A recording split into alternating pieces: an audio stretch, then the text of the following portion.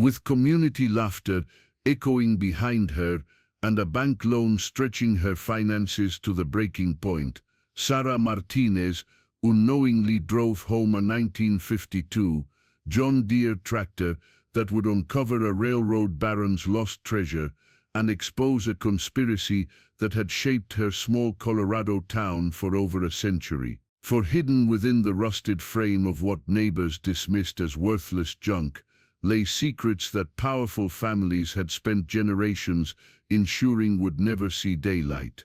Before we dive deeper into this incredible journey, tell us where you're watching from in the comments below. And if stories of underdogs finding hidden truth inspire you, make sure you're subscribed, because tomorrow we have something truly special waiting for you. The morning sun cast long shadows across the drought-stricken fields of Martinez Family Farm as Sarah pulled her weathered pickup truck into the dusty driveway. At 35, she had inherited more debt than land when her father passed 3 years ago, and every season brought new challenges that tested her determination to keep the family operation alive. The farm that had once thrived across 400 acres of Colorado's eastern plains now struggled to remain viable on just 180 acres. Corporate agriculture had swallowed the neighboring properties one by one, leaving Sarah as the last independent farmer in what had once been a community of dozens of family operations. Her latest financial strain came from an unexpected equipment failure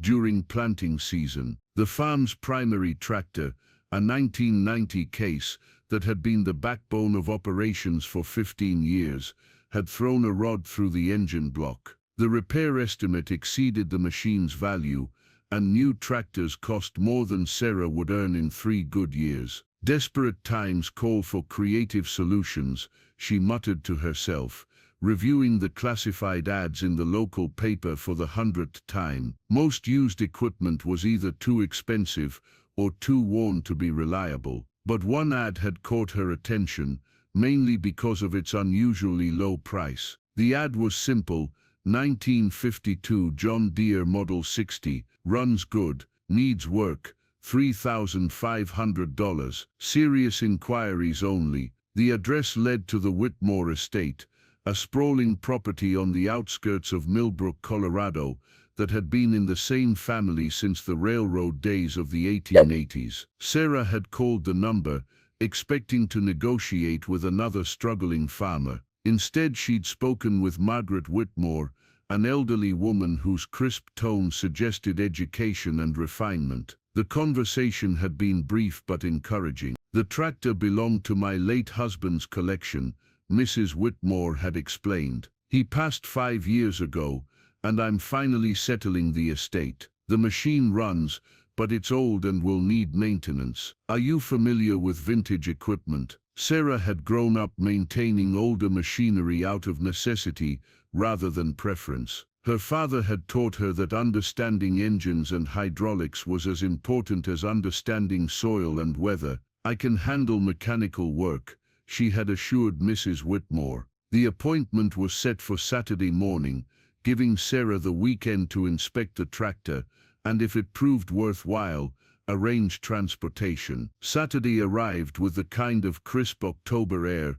that reminded Sarah why she loved farming despite its challenges. The drive to Millbrook took her through countryside that had once been dotted with family farms like hers. Now most of the land was either corporate-owned or had been converted to residential developments for people who commuted to Denver. The Whitmore estate sat behind ornate iron gates that opened onto a tree-lined drive, leading to a Victorian mansion that had clearly seen better days. Paint peeled from the wraparound porch, and several shutters hung at odd angles, but the bones of the house remained impressive. Whitmore met Sarah at the front door, a woman in her 70s with silver hair pulled back in an elegant bun, and eyes that held both intelligence and sadness. She wore a simple cardigan over pressed slacks, her posture straight despite her years. "Miss Martinez, I presume," she said, extending a firm handshake. "I appreciate your promptness. The tractor is in the equipment barn. I should warn you, my husband was quite particular about his machinery. Some people might find his attention to detail excessive. They walked across a yard where ornamental gardens had once flourished but now showed signs of neglect. The equipment barn was substantial, easily large enough to house a dozen tractors, but Sarah could see only 3 machines inside, each positioned with military precision and covered with fitted tarps. Harold collected vintage farm equipment, Mrs. Whitmore explained, pulling back the tarp on the furthest machine. He said it reminded him of his grandfather's stories about building this ranch from nothing. The 1952 John Deere Model 60 that emerged from beneath the tarp took Sarah's breath away. Far from the rusted-out hulk she had expected, this machine had been meticulously maintained. The green paint showed wear consistent with use, but there was no rust, no bent metal, no obvious signs of abuse. The seat had been reupholstered in black vinyl, and every mechanical component visible to the eye appeared to be in working order. "This is beautiful," Sarah said honestly, running her hand along the hood. "Are you sure about the price? This looks like it belongs in a museum." Mrs. Whitmore's expression softened slightly. Harold would have appreciated that comment. He spent countless hours in this barn, maintaining these machines, researching their histories, sometimes talking to them like old friends. She paused, lost in memory. "I need these gone, Miss Martinez. They're beautiful, but they're reminders of a life that's ended. Better they should be used than preserved as monuments to the past." Sarah began her inspection methodically, the way her father had taught her. Engine oil was clean and full. Hydraulic fluid levels were proper. The tires, while showing age, held air and had adequate tread. When Mrs. Whitmore provided the key, the engine turned over immediately and settled into the steady rhythm that marked a well-tuned diesel. "The transmission?" Sarah asked, engaging the clutch and testing the gear positions. "Harold had it rebuilt 2 years before he died," Mrs. Whitmore replied. "All the paperwork is in the barn office if you'd like to see the maintenance records." The office turned out to be a small room attached to the barn, its walls lined with filing cabinets and shelves of technical manuals. A large desk dominated the center, its surface covered with neat stacks of documentation. Mrs. Whitmore located the John Deere file immediately. Inside were decades of maintenance records, parts receipts and technical specifications, all organized chronologically in Harold Whitmore's precise handwriting. The level of detail was extraordinary. Not just oil changes and major repairs, but notes about performance, fuel consumption, even ambient temperature during operation. "Your husband was thorough," Sarah observed, leafing through pages of meticulous documentation. "Almost obsessively so," Mrs. Whitmore agreed. "He said that understanding a machine's history was the key to predicting its future. He bought this particular tractor from the original owner's estate in 1978. The Kowalski family had farmed east of here since the 1920s. Something about the name triggered a vague memory in Sarah's mind. Kowalski, she had heard it before, in stories her grandmother had told about the early days of farming in this area, but she couldn't place the specific connection. "I'll take it," Sarah decided after completing her inspection. The tractor was easily worth double the asking price, even accounting for its age. If there was a catch she hadn't discovered, she was willing to accept that risk. Mrs. Whitmore seemed relieved. "I'll have my lawyer prepare a bill of sale. When can you arrange transport?" "I can borrow a trailer and be back this afternoon," Sarah replied, already mentally calculating the logistics. The transaction was completed with surprising speed. By evening, Sarah was backing the John Deere off the borrowed trailer and into her own much smaller equipment shed. The contrast was stark. Where Harold Whitmore's barn had been spacious and organized, Sarah's storage was cramped and functional, with tools hanging from every available surface and spare parts stacked wherever they would fit. As she positioned the tractor in its new home, Sarah noticed something she had missed during her earlier inspection. Near the base of the engine block, barely visible unless you were lying on the ground, someone had scratched numbers into the metal: 1877 CB 193. The marking looked old, possibly original to the tractor's manufacture. Sarah made a mental note to research what the coding might mean. In her experience, unusual markings on vintage equipment often told stories about their manufacturing history or previous owners. Monday morning brought the inevitable reactions from her neighbors and fellow farmers. Word traveled fast in agricultural communities, and Sarah's purchase of a 70-year-old tractor was the kind of news that sparked immediate commentary. "Heard you bought yourself an antique," called out Tom Bradley as Sarah stopped at the farm supply store for hydraulic fluid. Bradley owned the largest operation in the county, having bought out a dozen smaller farms over the past decade. His tone carried the condescension of someone who measured success solely in acres owned and bushels produced. "It runs well," Sarah replied neutrally, not wanting to invite further comment. "For now," Bradley laughed. "Wait until you need parts. Good luck finding anything for a 1952 anything. Should have called me first. I've got a lease program that would put you in modern equipment without the upfront cost." Other conversations throughout the week followed similar patterns. The local mechanic questioned her judgment. The bank loan officer expressed concern about her decision-making. Even well-meaning neighbors wondered aloud why she hadn't chosen something more practical. "People think I've lost my mind," Sarah confided to her closest friend Anna Rodriguez over coffee Thursday evening. Anna worked as a paralegal in Denver, but had grown up on a farm and understood both the financial pressures and the emotional attachments that shaped agricultural decisions. "Maybe," Anna replied with a grin, "but you've never been accused of playing it safe." "How's the tractor working?" "Like a dream," Sarah admitted. "Better than my old case ever did. Smoother transmission, more reliable hydraulics, even better fuel efficiency than I expected." "So why do you sound worried?" Sarah hesitated,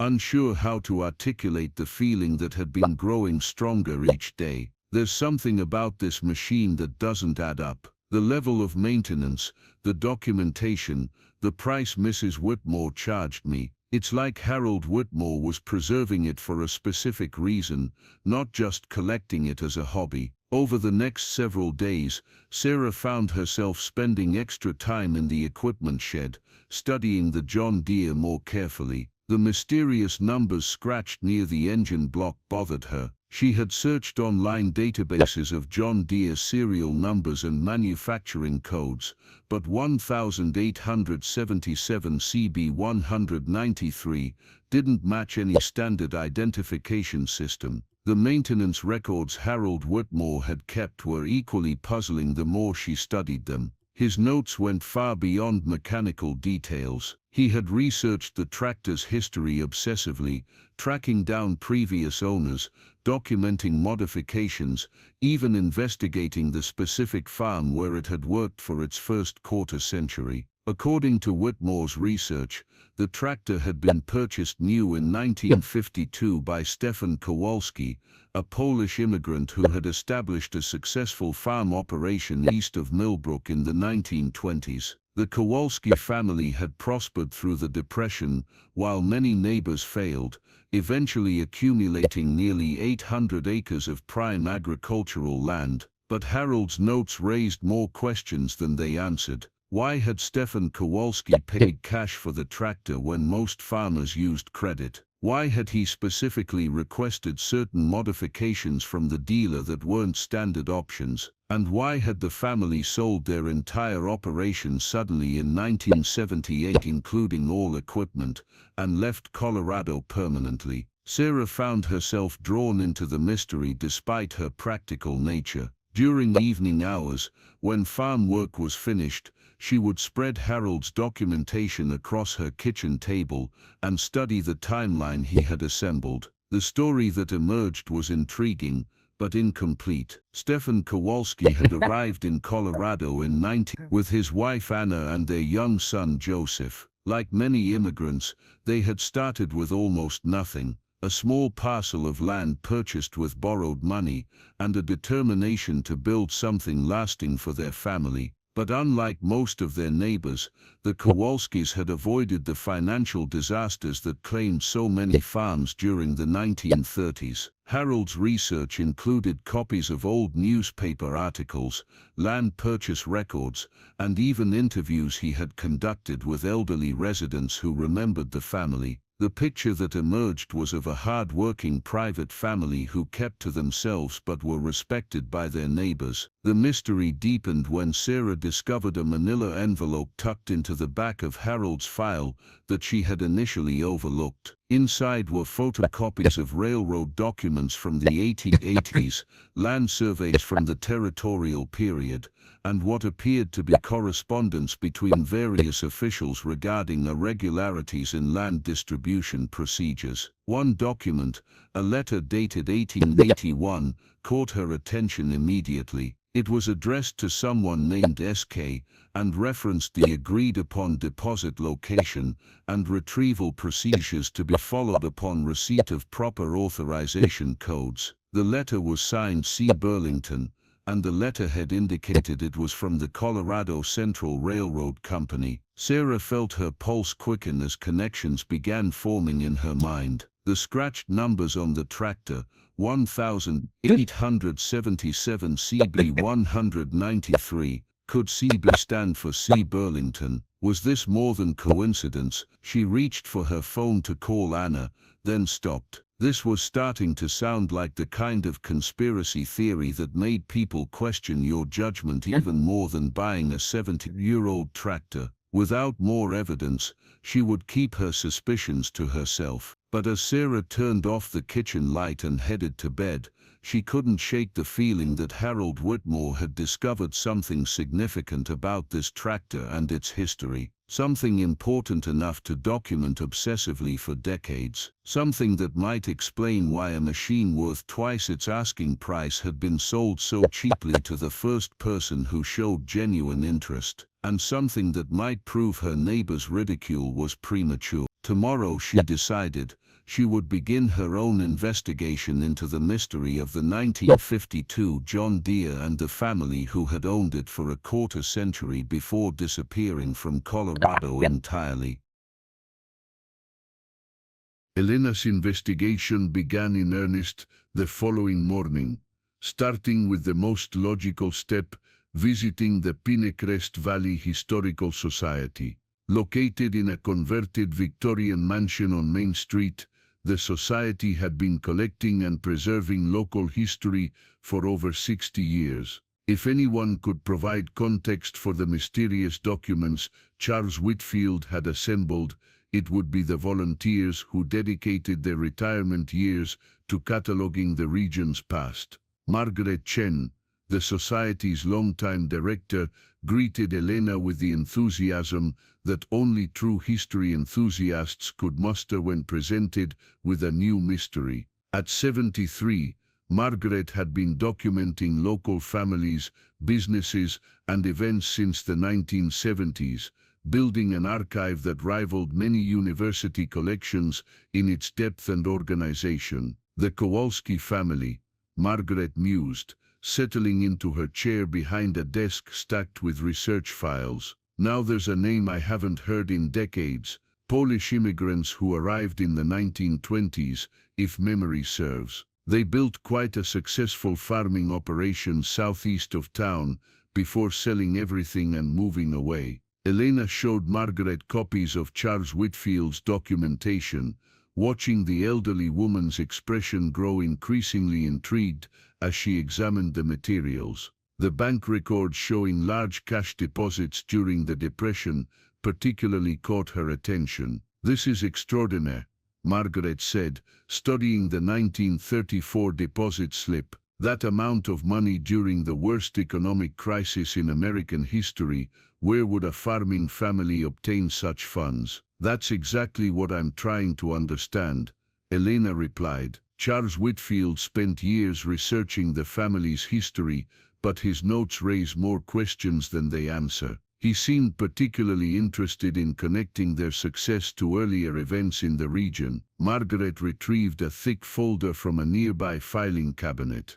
I have some materials about the Kowalskis, though nothing as detailed as what you've shown me. But there's something interesting about the timing of their arrival in Montana. She spread several documents across the desk, including newspaper clippings, immigration records, and land purchase documentation. Stefan Kowalski arrived in 1923, claiming he had saved money working railroad construction in the eastern states. But look at this. Margaret pointed to an immigration document showing Stefan's entry into the United States at Ellis Island in 1919. He worked for the Montana Central Railroad Construction Company from 1923. That's the same company mentioned in those mysterious letters you showed me. Elena felt excitement building as connections began forming. The letters signed by R. Burlington, referencing storage locations and identification codes. Could there be a connection between Stefan's railroad work and his later financial success? It's certainly possible, Margaret agreed. The Montana Central was one of several companies involved in major railroad expansion through this region during the late 1800s and early 1900s. They were responsible for surveying routes, acquiring land rights, and constructing infrastructure across thousands of miles of territory. Margaret pulled out a large map showing railroad development in Montana from 18. The company built several major lines through the Yellowstone Valley, including one that passed directly through what's now the Kowalski property. But here's what makes it interesting. She pointed to a section of the map marked with red ink. According to historical records, the Montana Central encountered significant difficulties with this particular stretch of construction in 18. Work was suspended for several months due to what official reports termed geological challenges and resource allocation problems. Elena studied the map carefully, noting that the troubled construction area was located precisely where the Kowalski farm had been established 40 years later. What kind of problems would cause a railroad company to suspend construction for months? The official explanation was unstable soil conditions, Margaret replied. But unofficial accounts suggested other issues. There were rumors of missing equipment, unaccounted construction materials, even disappearances among work crews. Nothing was ever proven, but several newspaper articles from that period hint at irregularities. Margaret retrieved a folder containing photocopied newspaper clippings from 1883 and 1884. The headlines told a story of confusion and suspicion. Montana Central construction delays continue, missing railroad equipment prompts investigation, and workers report unusual activity at Yellowstone Valley site. One article dated October 8 particularly caught Elena's attention. It described the discovery of an abandoned construction camp where valuable equipment and materials worth thousands of dollars had been left behind without explanation. The reporter noted that local authorities had been unable to locate the work crew responsible for the site, and Montana Central officials had been evasive when questioned about the circumstances. This is fascinating, Elena said, studying the articles, but I still don't understand how it connects to a farming family that arrived 40 years later. Margaret smiled knowingly. That's where things get really interesting. I did some research after you called yesterday, looking through our genealogy files. Stefan Kowalski wasn't just any railroad worker. According to employment records I found, he worked as a construction supervisor for Montana Central from 1919 to 1923, specializing in equipment maintenance and site security. Elena's pulse quickened. Site security for the same company that had experienced mysterious problems with equipment and materials 40 years earlier. Exactly. And there's more. Margaret pulled out another document. Stefan's work assignments show he spent considerable time in this specific area, supervising cleanup and salvage operations at old construction sites. His job was to locate and recover equipment that had been abandoned during earlier construction phases. The implications were becoming clearer. Stefan Kowalski had worked for the same railroad company that had experienced mysterious losses in the exact location where he later established his successful farm. His job responsibilities included recovering abandoned equipment and materials from historical construction sites. "Do you think Stefan discovered something during his salvage work?" Elena asked. "Something that explained his later financial success?" Margaret leaned back in her chair, considering the possibility. "It's certainly plausible. Railroad construction in the 80s involved moving massive amounts of valuable materials across remote territory. Equipment, tools, even payroll funds had to be transported and stored at construction sites for extended periods. If some of those resources had been hidden or lost during the troubles of 80, Elena thought about the mysterious numbers scratched on her tractor, 1800A, 3RB 247. The date matched perfectly with the Montana Central's construction problems. RB could indeed represent R. Burlington, the railroad official who had signed those cryptic letters about storage locations and identification codes. "I need to learn more about this R. Burlington," Elena said, "and I need to understand what those identification codes might reference." Margaret nodded enthusiastically. "I can help with both." Richard Burlington was a senior executive with Montana Central, responsible for equipment procurement and site logistics. He disappeared in late 80s, around the same time the construction problems reached their peak. Some accounts suggest he fled to avoid accountability for the missing resources. Or maybe he didn't flee, Elena speculated. Maybe he was involved in deliberately hiding those resources. Their conversation was interrupted by the arrival of another visitor to the Historical Society. Elena looked up to see an elderly man entering the building, his presence immediately commanding attention, despite his small stature and advanced age. Margaret's face lit up with recognition and genuine pleasure. "Benjamin Kowalski," Margaret announced warmly. "What a remarkable coincidence. Elena Rodriguez, I'd like you to meet Ben Kowalski, Stefan's grandson." Elena's heart raced as she found herself face to face with a direct descendant of the family whose history she'd been investigating.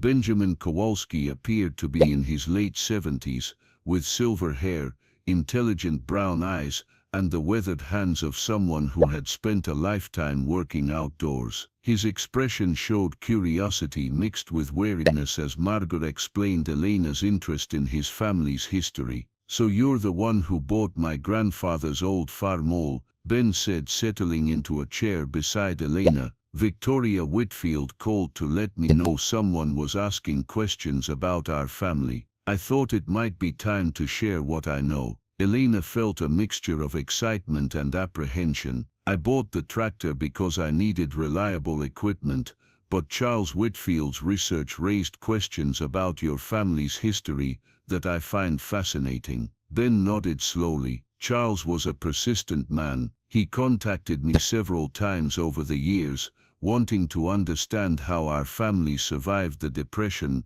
when so many neighbors failed. I always gave him polite but vague answers because I wasn't sure how much I should reveal. And now," Ben glanced at Margaret, then back to Elena, "now I'm 81 years old, my children live in other states, and I'm the last person alive who knows the complete truth about what my grandfather discovered. Maybe it's time to stop keeping secrets that died with him." Margaret leaned forward expectantly. "What kind of secrets, Ben?" Ben took a deep breath before beginning his story. "My grandfather Stefan was more than just a railroad worker. He was what you might call a problem solver for Montana Central. When equipment went missing or construction sites experienced difficulties, Stefan was sent to investigate and recover whatever could be salvaged." Elena and Margaret listened intently as Ben continued. "In 1922, Stefan was assigned to investigate reports of valuable materials buried at an abandoned construction site in the Yellowstone Valley. The site dated back to 1883,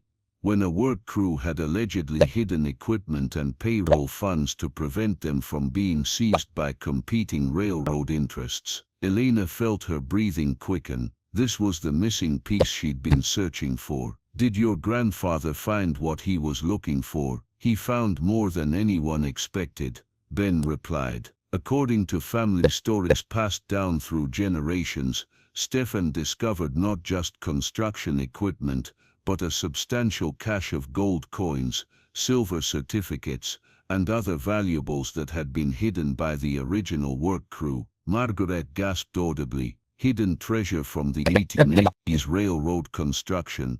Ben nodded. The story goes that Richard Burlington, who was responsible for payroll and equipment procurement, had been skimming funds and resources for months. When he learned that investigators were coming to audit the construction operations, he worked with trusted members of his crew to hide the evidence. They buried everything at the construction site, planning to return and retrieve it after the investigation concluded. But they never came back, Elena asked. Burlington disappeared entirely, probably fled the territory. The crew members who helped him were transferred to other assignments before they could return. Over time, the location of the burial site was forgotten, until my grandfather was assigned to search the area 40 years later. Elena thought about Charles Whitfield's documentation of Stefan's large cash deposits during the 1930s. So your grandfather used the recovered treasure to build his farming operation. Gradually and carefully, Ben confirmed. He was smart enough to realize that suddenly displaying great wealth would attract unwanted attention. Instead, he converted the finds slowly over many years, using the resources to expand his land holdings and improve his operations during times when his neighbors were struggling. Margaret was frantically taking notes. This is extraordinary historical information. But Ben, why did your family keep this secret for so many generations? Ben's expression grew serious. Because my grandfather never forgot that the original treasure represented stolen funds and materials. Even though the theft had occurred decades before he found anything, and even though the original thieves had long since disappeared, he worried about legal complications. He decided it was safer to use the resources quietly and build something legitimate for his family. Elena understood the logic, but another question occurred to her. What about the identification codes? Charles Whitfield found letters referencing specific numbers and retrieval procedures. Ben smiled for the first time during their conversation. That's where your tractor becomes important. My grandfather was methodical about documentation. He recorded the location and contents of everything he found, using codes that referenced the original burial system Richard Burlington had established. Elena felt excitement building. The number scratched on the engine, 1880. 3RB 247. 1883 was the year Burlington created his hiding system. ARB represents his initials. 247 was the identification number for a specific cache location. Ben paused, studying Elena's expression. There were multiple burial sites, Elena. Your tractor carries the identification code for cache number 247. My grandfather found several locations but not all of them. The implications hit Elena like lightning. If Ben was telling the truth, her tractor carried information about the location of potentially undiscovered treasure that had been buried for nearly 140 years. Margaret broke the stunned silence. Ben, are you suggesting there are still unfound caches from Burlington's operation? I'm certain of it, Ben replied. My grandfather's records indicate at least 12 separate locations. He found evidence of 5 sites that had been disturbed or recovered by others over the decades. He personally excavated 3 sites, which provided the resources for his farming success. That leaves at least 4 locations that were never found. Elena's mind raced with possibility. Do you have your grandfather's records, maps, documentation, anything that might indicate the other locations? Ben hesitated. I have some materials, but Elena, you need to understand the implications of what we're discussing. If these burial sites exist and contain valuable items, questions will arise about ownership, legal rights, historical claims. My grandfather avoided those complications by keeping everything quiet and using the resources gradually. Pursuing the remaining sites could create significant legal and ethical challenges, but it could also provide answers to historical questions that have puzzled researchers for decades. Margaret interjected. And it could potentially benefit the community through historical preservation and education. Elena found herself caught between practical concerns and curiosity about the mystery that had consumed Charles Whitfield's research. Ben, would you be willing to share your grandfather's documentation? Even if we never pursue the remaining sites, the historical information could be invaluable. Ben considered the request carefully. I'll need time to think about it. This is family history that's been kept private for 4 generations, but I will say this, if you decide to investigate further, you won't be the only person interested in what you might find. Elena felt a chill despite the warmth. What do you mean? The Burlington family still lives in this area, Ben explained. They've been one of the most powerful and influential families in Montana for over a century. If word gets out about Richard Burlington's activity in 1883, or if someone starts searching for his hidden caches, the family won't be pleased. The Burlington family. I thought Richard Burlington disappeared. Ben shook his head. Richard disappeared. He had relatives who remained in Montana. They built a considerable fortune in banking, real estate and political influence over the decades. The current generation includes Senator Patricia Burlington and her brother David, who owns Burlington Development Corporation. They've spent significant resources over the years acquiring properties throughout this region. Elena felt pieces of a larger puzzle clicking into place. Are you suggesting they've been searching for the same buried caches? I'm suggesting they've been very interested in controlling access to historical information about their ancestors' activities. Ben replied carefully. My family received several inquiries over the years from people claiming to represent Burlington interests. We always declined to provide information. The conversation was interrupted by the sound of vehicles arriving in the Historical Society's parking lot. Through the front windows,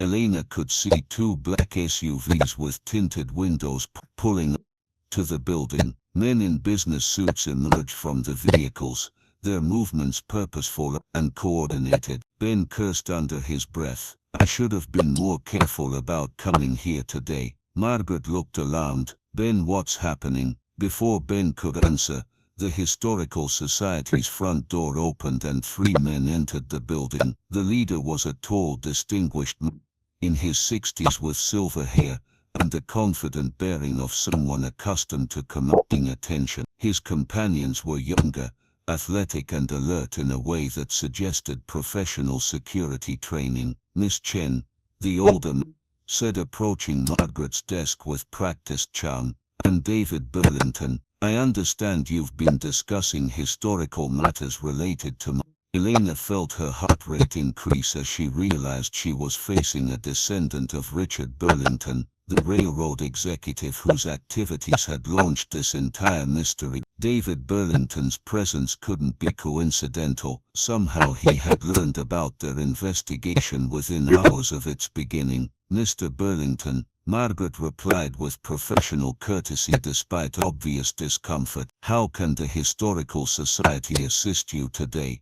David's gaze moved from Margaret to Ben Kowalski, and Elena could see recognition in his expression. Mr. Kowalski, it's been many years since we last spoke. I understand you've been sharing family stories with new friends. Ben straightened in his chair. meeting David's stare with quiet defiance. I've been sharing historical information with interested researchers, nothing more. Historical information can be interpreted in many different ways, David replied smoothly. Sometimes family stories become distorted over time, creating impressions that don't reflect documented facts. Elena decided to speak up. Mr. Burlington, I'm Elena Rodriguez. I recently purchased a vintage tractor that previously belonged to the Kowalski family. I'm simply trying to understand its history. David turned his attention to Elena, his expression shifting to include calculated assessment. Miss Rodriguez, I'm familiar with your recent acquisition, the Whitfield estate sale. Charles Whitfield spent years pursuing theories about local history that were, frankly, based on speculation rather than evidence. What kind of Elena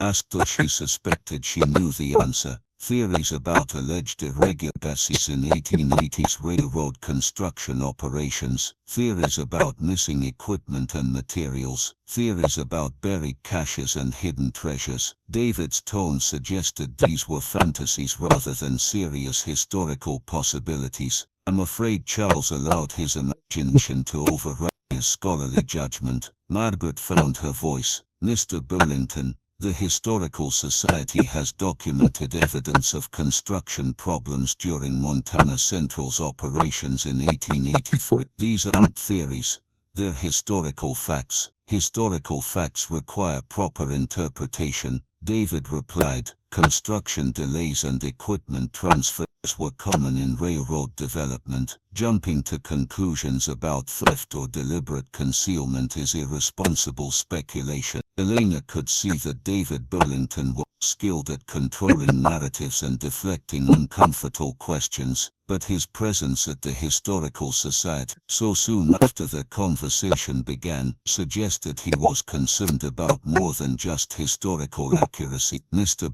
Burlington, Elena said carefully, if these are just historical curiosities without foundation, why does our discussion concern you? David's composure slipped slightly. It concerns me, because irresponsible speculation can damage family reputations built over generations of legitimate business success. My ancestor Richard Burlington was a respected railroad executive who contributed significantly to Montana's development. I won't allow his memory to be tainted by unfounded conspiracy theories. Ben Kowalski stood slowly, his age evident in his movements but his voice strong. David, your ancestor was a thief who stole from the railroad company and buried the evidence to avoid accountability. My grandfather found proof of that theft and used those resources to build an honest farming operation. Those aren't conspiracy theories. Their family history passed down through 4 generations. The confrontation that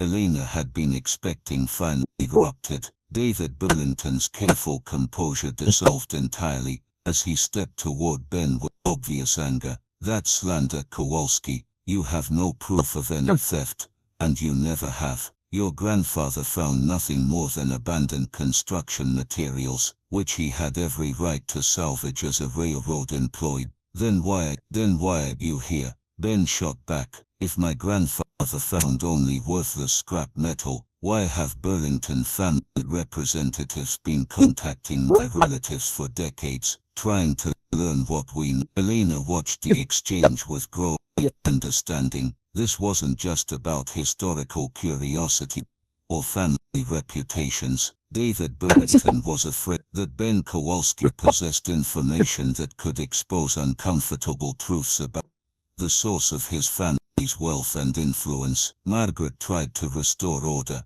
Gentlemen, perhaps we should focus on historical documentation rather than personal accusations. There won't be any further historical documentation, David interrupted, turning his attention back to Margaret. Miss Chen, I'm making a formal request that the Historical Society cease any research activities related to 1880s railroad construction operations. Such research is potentially harmful to families whose ancestors contributed to Montana's development. Elena felt anger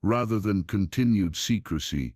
Ben opened the leather portfolio, revealing documents that immediately caught Elena's attention: hand-drawn maps, detailed site descriptions, and lists of locations written in what appeared to be Stefan Kowalski's careful handwriting. "These are my grandfather's complete records," Ben explained. "Everything he discovered about Richard Burlington's hiding system, every cache location he investigated, every recovery he made, every site he left undisturbed because the risks seemed too high." Elena studied the materials with growing excitement. The maps showed the Yellowstone Valley area in remarkable detail, with dozens of locations marked using Burlington's identification system. Some sites were marked with Stefan's notes indicating successful recovery. Others were marked as investigated but empty, or too dangerous to pursue. "Ben, this is extraordinary documentation.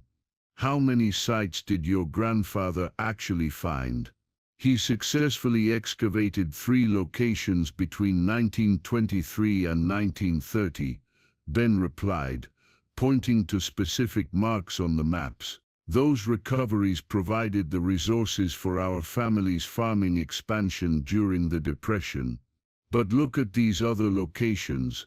Ben indicated several sites marked with red ink and warning symbols. Grandfather believed these contained the most valuable materials, but they were also the most dangerous to approach. Some were located on properties owned by powerful families. Others were in areas where excavation would attract immediate attention. Elena examined the red-marked locations closely. One was situated on what appeared to be the current Burlington family estate. Another was located beneath the foundation of Pinecrest Valley's First National Bank. A third was marked on property that now housed the county courthouse. "Your grandfather suspected Richard Burlington hid caches on properties that would later become controlled by his family or associates," Elena observed. "That's exactly what he believed," Ben confirmed. Stefan thought Burlington had planned his hiding system to ensure that even if individual locations were discovered, the most valuable sites would remain under family control indefinitely. Elena felt pieces of the puzzle clicking into place, which means the Burlington family has had access to their ancestors' hidden resources for generations while preventing others from finding the remaining sites. And which means David Burlington's threats aren't just about protecting his family's reputation, Ben added grimly. They're about protecting ongoing access to stolen wealth that has funded the family's power and influence for over a century. Elena's phone rang, interrupting their discussion. Margaret Chen's name appeared on the caller ID.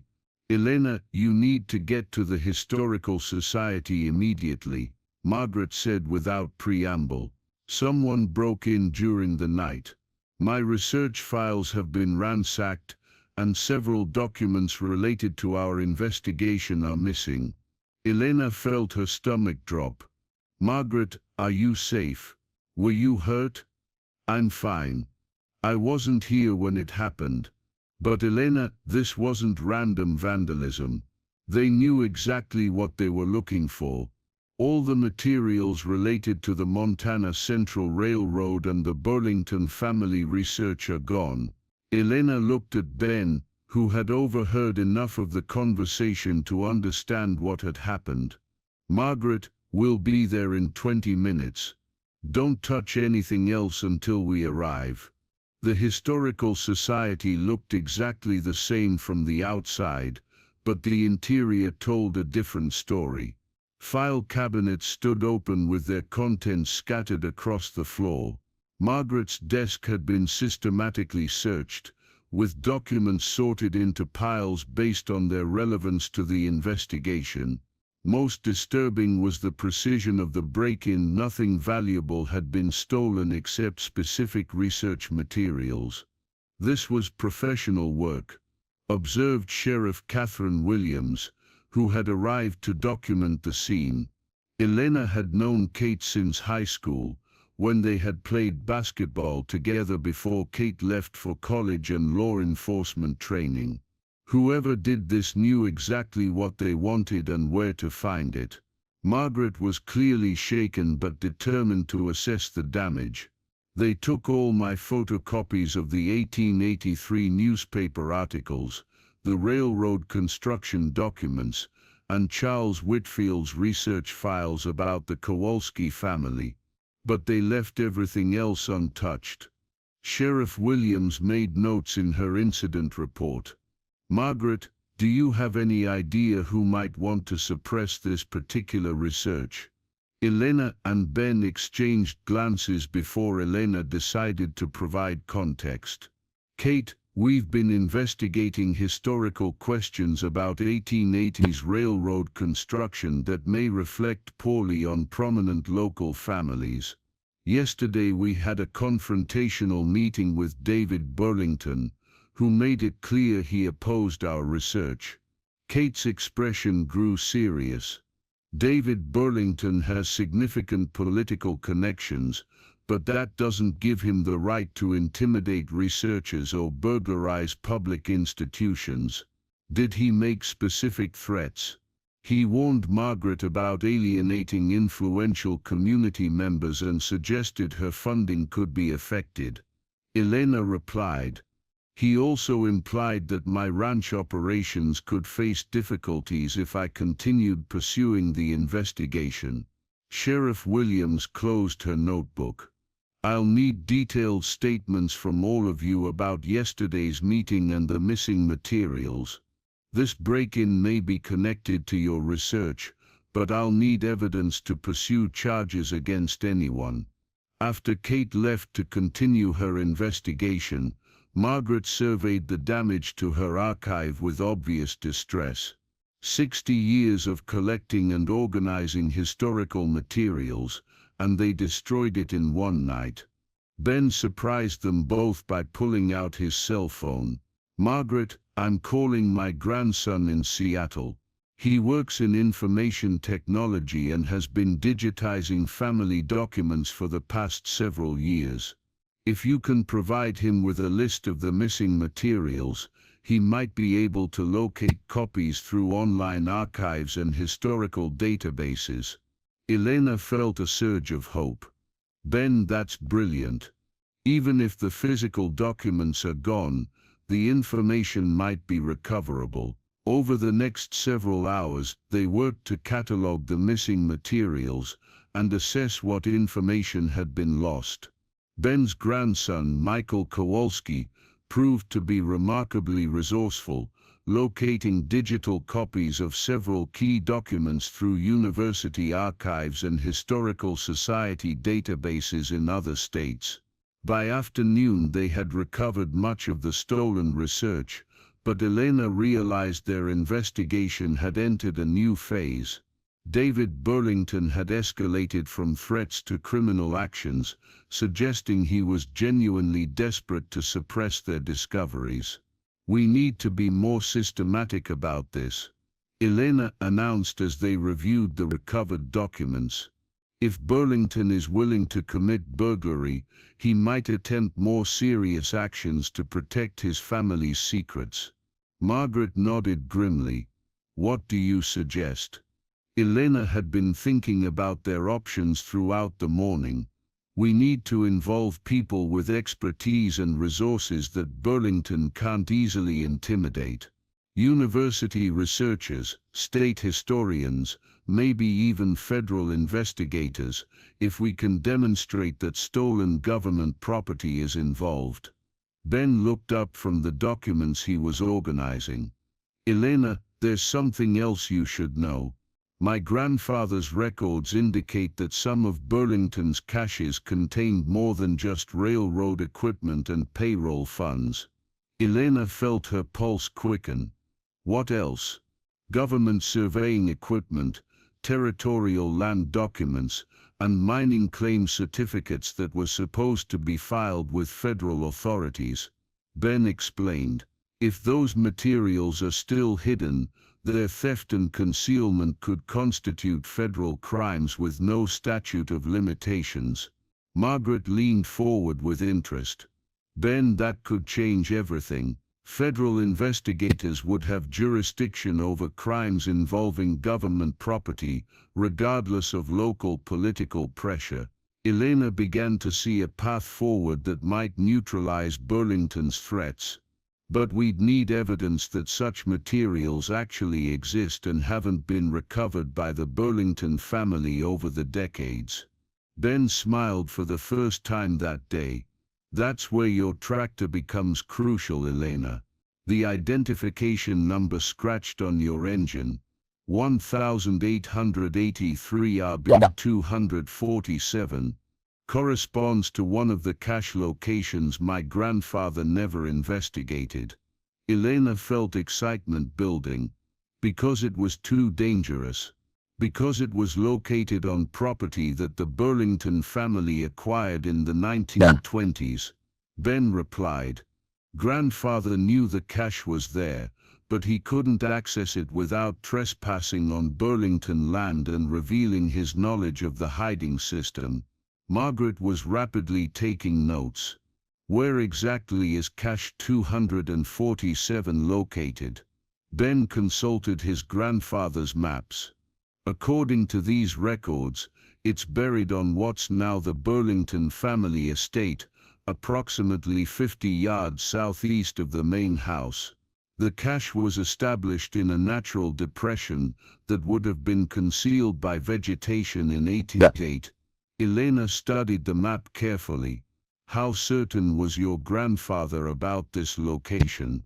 Certain enough that he recorded detailed access instructions and estimated contents.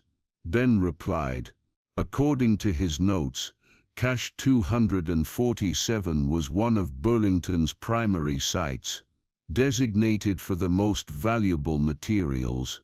Elena realized they were facing a critical decision. Pursuing cache 247 would require confronting the Burlington family directly on their own property, but it might also provide the evidence needed to expose the truth about Richard Burlington's theft and his descendants' ongoing cover-up. Ben, what did your grandfather estimate this cache contains?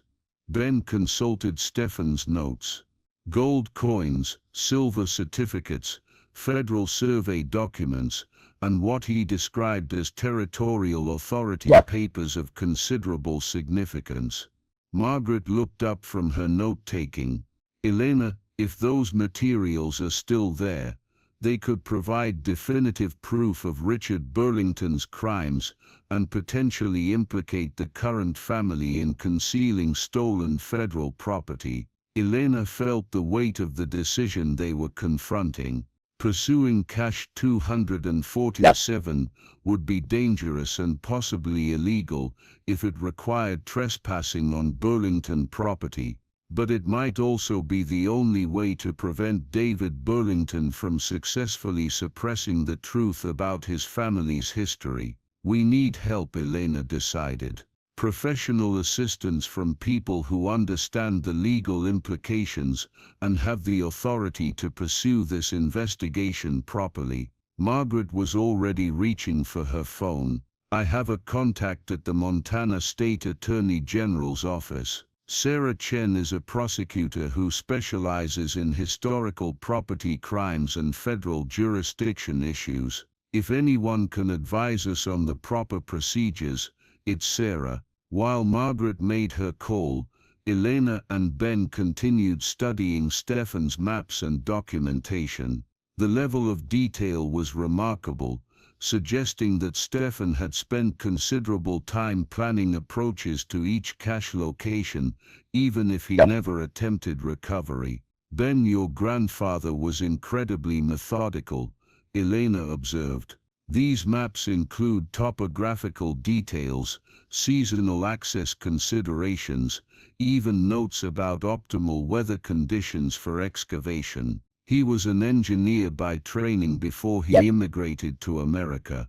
Ben explained. Stefan approached everything systematically, whether it was farming operations or treasure recovery. Margaret completed her call with promising news. Sarah Chen is very interested in our situation. Historical property crimes are exactly her specialty, and the federal jurisdiction aspects make this a priority case for her office.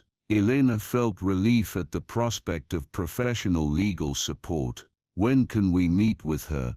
She's driving up from Helena tomorrow morning, Margaret replied. She wants to review all our documentation and assess whether we have grounds for a federal investigation. The remainder of the day passed in preparation for the meeting with Prosecutor Chen. They organized all available documentation, prepared detailed timelines of events, and compiled evidence of David Burlington's intimidation tactics. By evening, Elena felt they had built a compelling case for official investigation, but as she drove home to her ranch, Elena noticed a black SUV following at a discreet distance. When she turned onto her property road, the vehicle continued past, but she recognized it as similar to the ones David Burlington had used at the Historical Society. Elena parked near her house and watched the road carefully,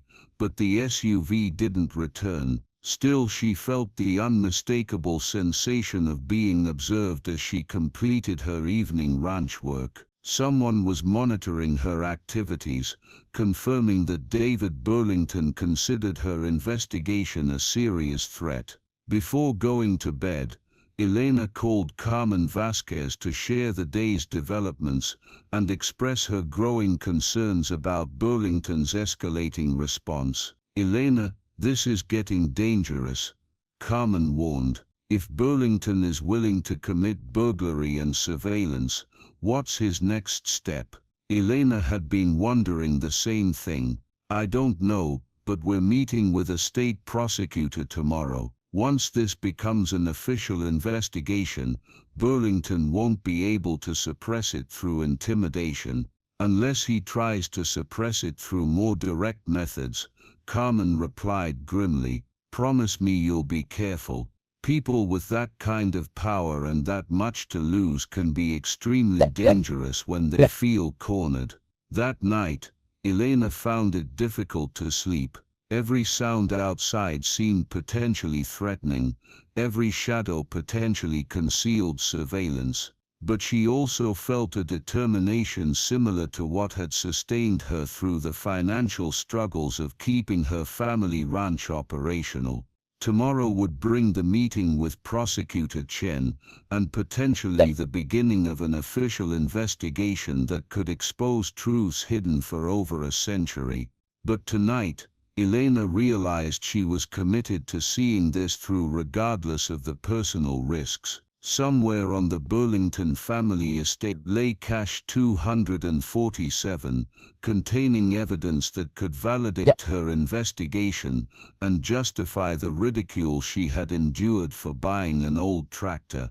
The same practical decision that had seemed desperate just days ago might prove to be the key to uncovering one of Montana's most significant historical mysteries. Elena eventually fell asleep listening to the wind across the valley, the same wind that had blown across Richard Burlington's hiding places in 1883, keeping their secrets through generations of silence and intimidation. But secrets, Elena had learned, eventually demanded to be told. The next morning arrived with unseasonably cold weather, bringing the first frost of the season and reminding Elena that winter was approaching rapidly. She completed her morning ranch chores quickly, eager to prepare for the meeting with Prosecutor Chen. As she walked to her equipment shed to check on the farm H, Elena noticed fresh tire tracks in the dirt near the building. Someone had been on her property during the night, approaching close enough to examine her equipment shed, but apparently not attempting to enter the building. Elena's pulse quickened as she examined the tracks more carefully. The tire pattern was consistent with the black SUVs she had observed following her. David Burlington's surveillance had escalated to trespassing on her property during darkness. She photographed the tire tracks and made detailed notes about their location and condition. If Burlington's people were willing to trespass for surveillance purposes, they might attempt more direct actions against her property or equipment. Elena's phone rang as she was documenting the evidence. Margaret Chen's voice was tense with urgency. "Elena, we have a problem. I just received a call from the county building inspector. They're claiming the Historical Society building has structural deficiencies that require immediate closure pending extensive repairs." Elena felt her heart sink. "Margaret, that can't be coincidental. The building was fine until we started investigating Burlington family history." "That's exactly what I think," Margaret agreed. "But the inspector has legal authority to condemn the building, and the repair estimates are prohibitively expensive. Without access to our archive and research facilities, continuing the investigation will be extremely difficult." Elena realized Burlington was systematically dismantling their support systems. "Margaret, where are we supposed to meet with Prosecutor Chen?" "The inspector is allowing us one final visit to retrieve essential materials before the building is sealed," Margaret replied. "I've arranged for us to meet Sarah Chen at my home instead. Can you be there by 10 o'clock? Elena confirmed the revised meeting location and spent the next hour securing her own property against potential interference. She photographed the tractor and its identification numbers, stored copies of all documents at her neighbor's ranch, and informed Carmen about the morning's developments. The meeting with Prosecutor Sarah Chen exceeded Elena's expectations. Chen was a sharp, energetic woman in her 40s, who had built a reputation for successfully pursuing complex historical property cases throughout the western states. Her interest in their investigation was immediately apparent. "This case has elements that make it ideal for federal prosecution," Chen explained after reviewing their documentation. "Theft of government property, ongoing conspiracy to conceal federal crimes, and potentially mail fraud and wire fraud if the Burlington family has used modern communications to coordinate their suppression activities." Elena felt hopeful for the first time in days. "What's the next step?" "I'm opening a preliminary federal investigation immediately," Chen announced. "That will provide legal protection for your research activities and prevent local officials from interfering with the investigation." Ben looked relieved. "Does that mean David Burlington can't continue his intimidation tactics?" Chen's expression was serious. "It means his intimidation tactics become federal crimes if he continues them. But Ben, I need to warn you that people with significant resources sometimes escalate their responses when legal pressure is applied. You should all be prepared for the possibility that Burlington might attempt more aggressive actions before this investigation concludes." Elena thought about the tire tracks on her property and the systematic destruction of their research capabilities. "Prosecutor Chen, how quickly can you move forward with the investigation?" "I can have federal investigators on the ground within 48 hours, Chen replied. "But Elena, I need to ask you a critical question. Are you prepared to have your property searched as part of this investigation? The tractor you purchased contains evidence that's central to our case." Elena hadn't considered that her ranch might become part of an active crime scene. "What would that involve?" "Federal investigators would need to examine the tractor thoroughly, potentially removing it from your property for detailed analysis. They might also need to search for additional evidence related to the Kowalski family's historical activities." Elena realized she was crossing a threshold from which there would be no retreat. Once federal investigators became involved, the case would proceed regardless of her personal preferences or concerns about the consequences. I'm prepared to cooperate fully, Elena decided. This investigation is bigger than my personal concerns. Chen nodded approvingly. I'll contact the FBI field office in Billings and request immediate assignment of agents with expertise in historical property crimes. Within a week we should have a full investigation underway.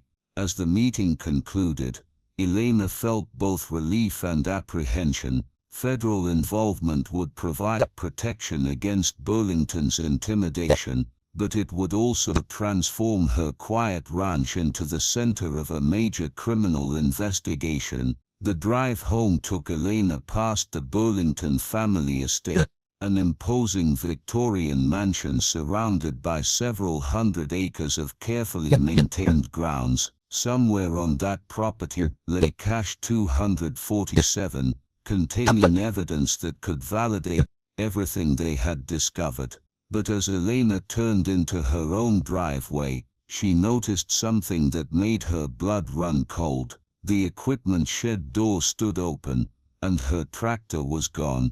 David Burlington had escalated from surveillance and intimidation to outright theft of the evidence that could expose his family's secrets. The investigation Elena had launched to understand her tractor's history had become a fight for the truth that someone was willing to steal to suppress. Woman farmer ridiculed for old tractor purchase, until it revealed century-old fortune. Part 4, the crucial moment.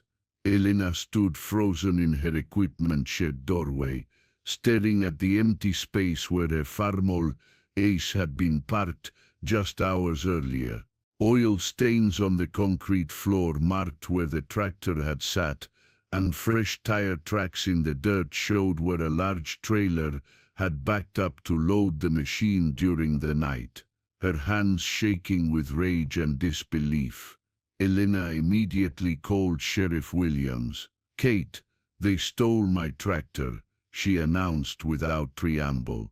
"The same people who burglarized the Historical Society took the primary evidence in our federal investigation." Sheriff Williams arrived within 20 minutes, accompanied by a crime scene technician who photographed the tire tracks, oil stains, and signs of forced entry on the shed side door. The lock had been expertly picked, leaving minimal damage but clear evidence of professional work. "Elena, this is connected to the Historical Society break-in," Kate concluded after examining the scene. "Same methods, same precision, same knowledge of what they were looking for. But stealing a tractor is grand theft, a felony with serious federal implications, since this involves an ongoing federal investigation." Elena felt a mixture of fury and determination. "Kate, David Burlington has escalated from intimidation to outright theft of evidence. This proves he's desperate to prevent the truth from coming out. It also proves he's committed federal crimes that will be very difficult to defend in court."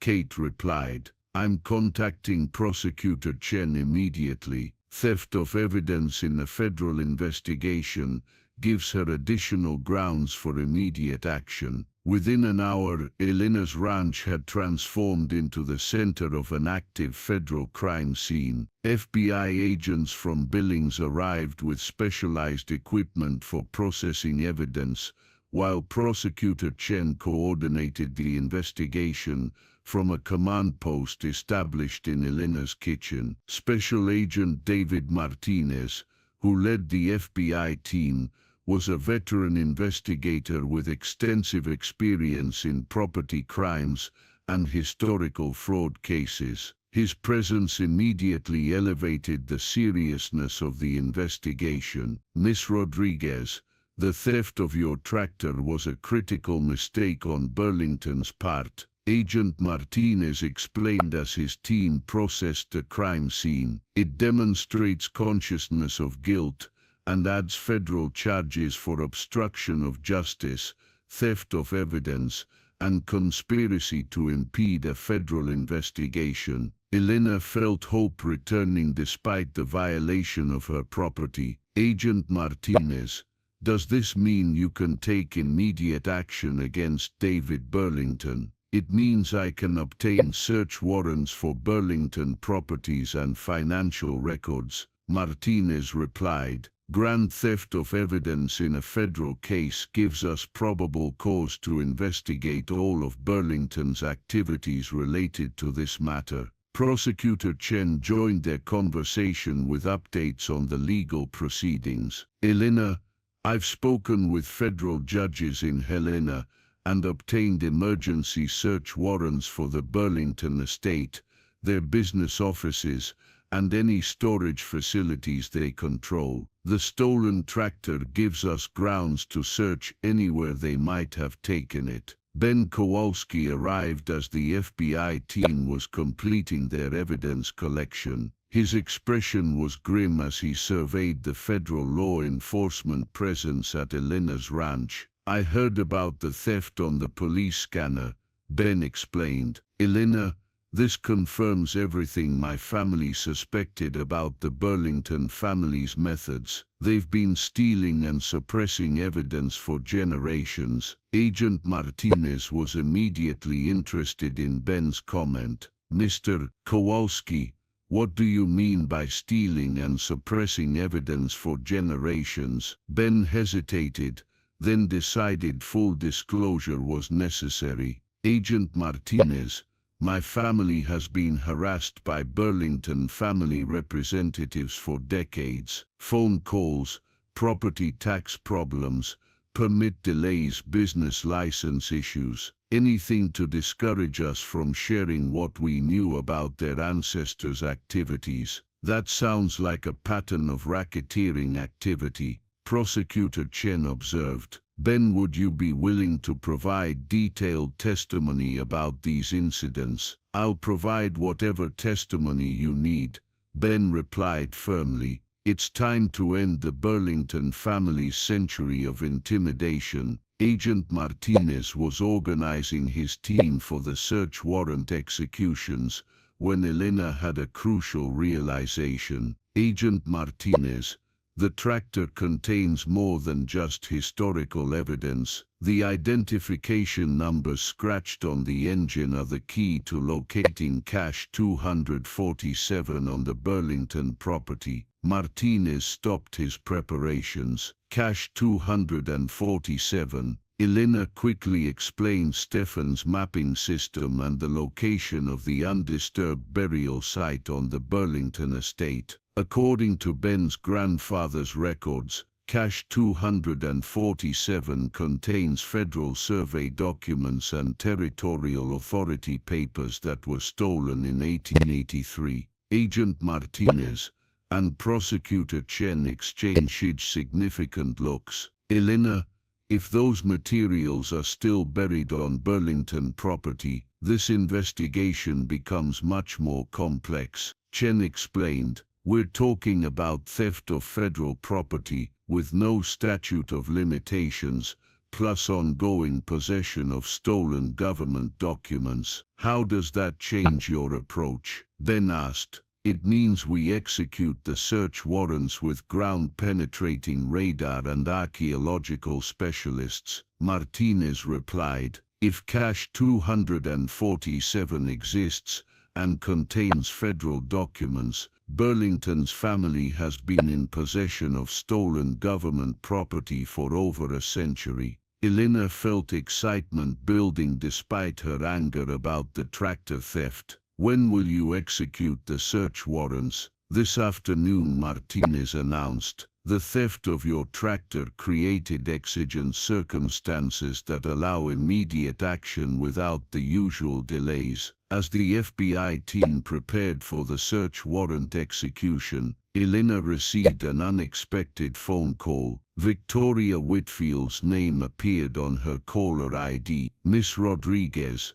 I hope you'll forgive my contacting you directly, Mrs. Whitfield began, her refined voice carrying unusual tension. But I believe I have information that might be relevant to your current situation. Elena activated her phone speaker function so the federal agents could hear. Mrs. Whitfield, what kind of information? Information about why Charles was so passionate about researching your tractor's history, Mrs. Whitfield replied, and information about conversations he had with David Burlington shortly before his death. Agent Martinez motioned for Elena to continue the conversation while he recorded it. Mrs. Whitfield, what did your husband discover about the tractor? Charles believed it was the key to proving that Richard Burlington had stolen federal property in 1883,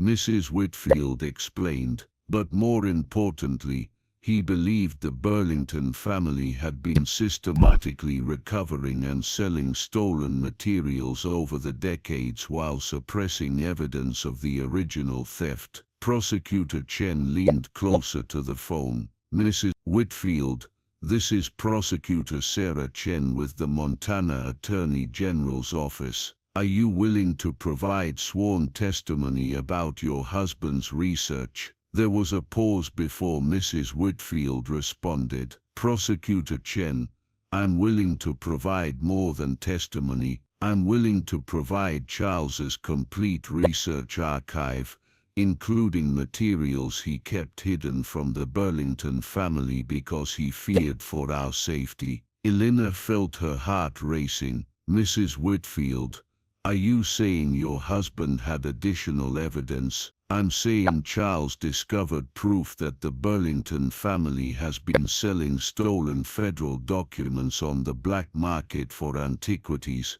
Mrs. Whitfield replied. He documented specific sales transactions and identified buyers throughout the United States and internationally. Agent Martinez immediately understood the implications. Mrs. Whitfield, that would constitute international trafficking in stolen federal property. Can you provide this documentation immediately? Agent Martinez. I've been waiting for someone with federal authority to contact me, Mrs. Whitfield said. Charles made me promise to reveal his complete findings only to federal investigators who could provide protection from Burlington retaliation. Within 2 hours the investigation had expanded dramatically. Victoria Whitfield arrived at Elena's ranch with several boxes of her husband's hidden research, including photographs of documents, records of sales transactions, and correspondence with antiquities dealers who had purchased materials from Burlington family representatives over the decades. Charles Whitfield's hidden archive was extraordinary. He had documented a systematic operation spanning generations, with Burlington family members regularly selling historical documents, survey materials and territorial papers to collectors and museums throughout North America and Europe. Charles spent 15 years investigating this network, Mrs. Whitfield explained as federal agents catalogued the evidence. He traced sales to the Smithsonian Institution, several major universities, and private collectors who paid substantial sums for authentic 1880s territorial documents. Agent Martinez was photographing particularly significant documents when he stopped at one that made him curse under his breath. Prosecutor Chen, look at this invoice from 2019. Burlington Development Corporation sold original Montana Territorial Survey documents to a private collector in Switzerland for $2.3 million. Elena stared at the document in disbelief. They've been selling stolen federal property for millions of dollars while threatening people who asked questions about their family history. It appears they've been operating a sophisticated antiquities fraud scheme for generations, Prosecutor Chen confirmed. This changes our investigation from historical property theft to ongoing international trafficking in stolen federal property. Ben shook his head in amazement. My grandfather would have been astounded. He thought he was just keeping quiet about some buried treasure from the ATA. Mrs. Whitfield continued revealing her husband's discoveries. Charles believed the Burlington family had systematically located and excavated most of Richard Burlington's cache sites over the decades. They used the recovered materials to establish their initial wealth, then continued selling items piecemeal to maintain their financial position. Agent Martinez was rapidly processing the implications. Mrs. Whitfield, did your husband identify which cache sites had been excavated by the Burlington family? All of them except cache 247, Mrs. Whitfield replied. Charles believed 247 was too close to the family's main residence to excavate safely without attracting attention. He theorized they were waiting for the right opportunity to recover those materials without revealing the cache's existence. Elena realized why David Burlington had been so desperate to suppress their investigation. The theft of my tractor wasn't just about stopping our research. It was about preventing us from leading federal investigators to the last undisturbed cache site, which means cache 247 probably contains the most valuable and incriminating materials. Prosecutor Chen concluded. The items Richard Burlington considered too important to risk losing through hasty excavation. As afternoon approached, the FBI team prepared to execute search warrants on Burlington properties with unprecedented scope and resources. Ground-penetrating radar specialists, archaeological consultants and financial crimes investigators joined the operation. Elena watched the convoy of federal vehicles leaving her ranch, heading toward a confrontation that would either validate her investigation or prove that David Burlington's desperation was justified by the magnitude of his family's secrets. But before the search warrants could be executed, Elena's phone rang with news that changed everything. Sheriff Williams was calling with urgent information. Elena, we have a problem. David Burlington has filed criminal charges against you, claiming you stole his family's property and are conducting illegal excavations on private land. Elena felt disbelief wash over her. Kate, that's insane. I haven't excavated anything, and the only property involved is my stolen tractor. I know it's baseless, but Burlington has convinced a local judge to issue a warrant for your arrest. Kate explained. He's claiming you're part of a conspiracy to steal and sell historical artifacts. Agent Martinez, who had overheard the conversation, immediately intervened. Sheriff Williams, Miss Rodriguez is under federal protection as a key witness in an ongoing investigation. Any local charges will have to be coordinated through federal prosecutors. Elena realized that David Burlington was attempting a desperate legal maneuver to derail the federal investigation. Agent Martinez, can he actually have me arrested on false charges? He can try, but federal jurisdiction supersedes local charges in this case, Martinez replied.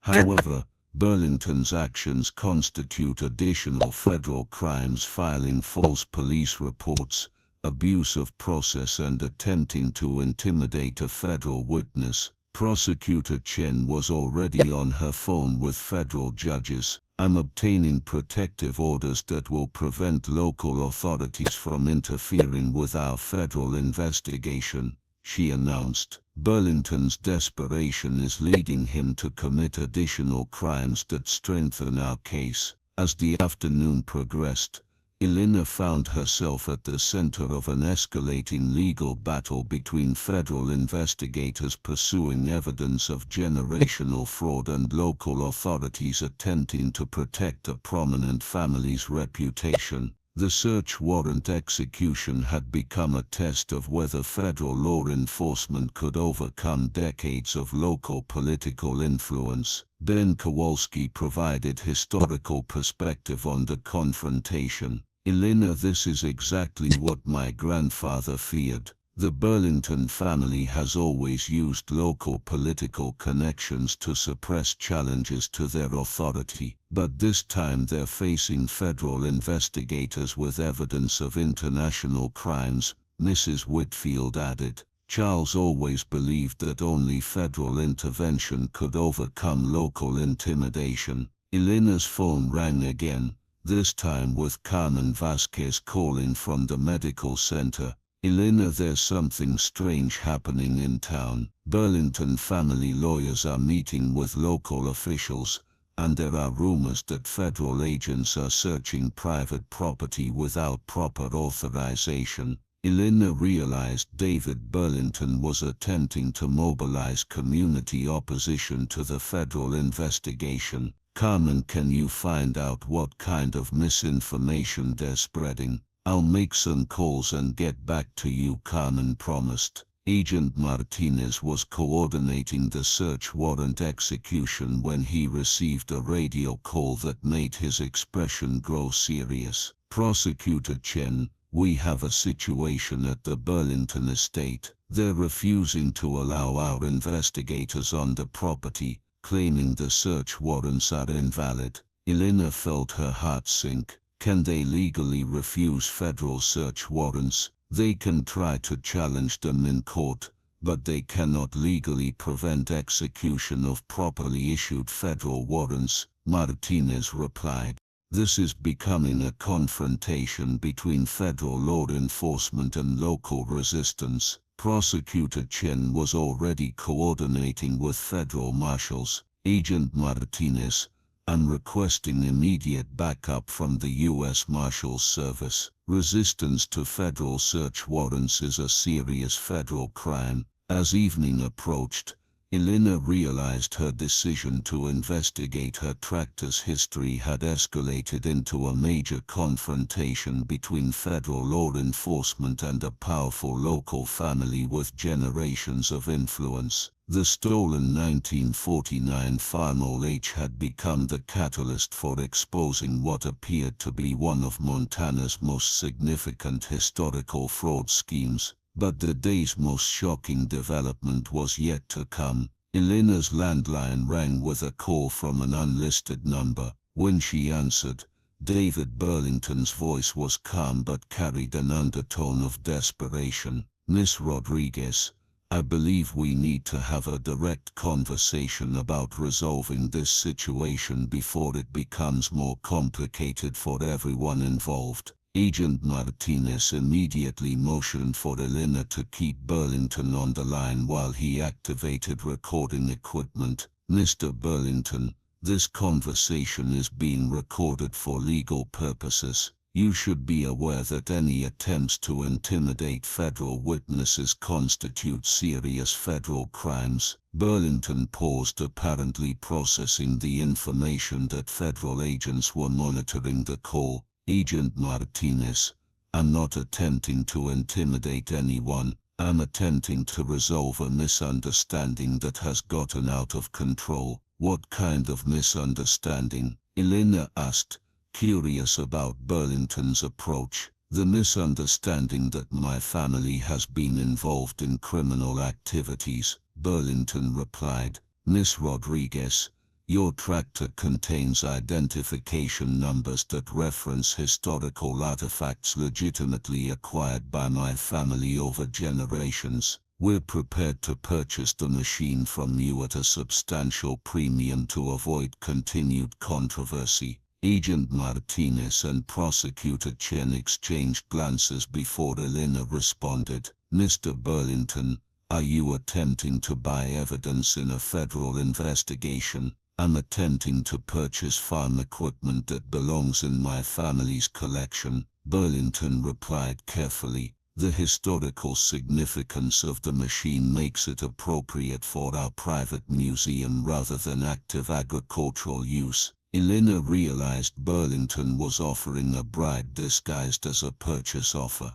Mr. Burlington, the tractor was stolen from my property. I can't sell something I don't possess. There was a long pause before Burlington responded. Miss Rodriguez, I believe there's been a misunderstanding about the tractor's location. Perhaps it was simply relocated for safekeeping during the current legal confusion. Agent Martinez intervened directly. Mr. Burlington, are you acknowledging that you know the location of stolen federal evidence? I'm suggesting that Miss Rodriguez might be able to recover her property if she's willing to discuss reasonable terms for resolving this entire situation, Burlington replied.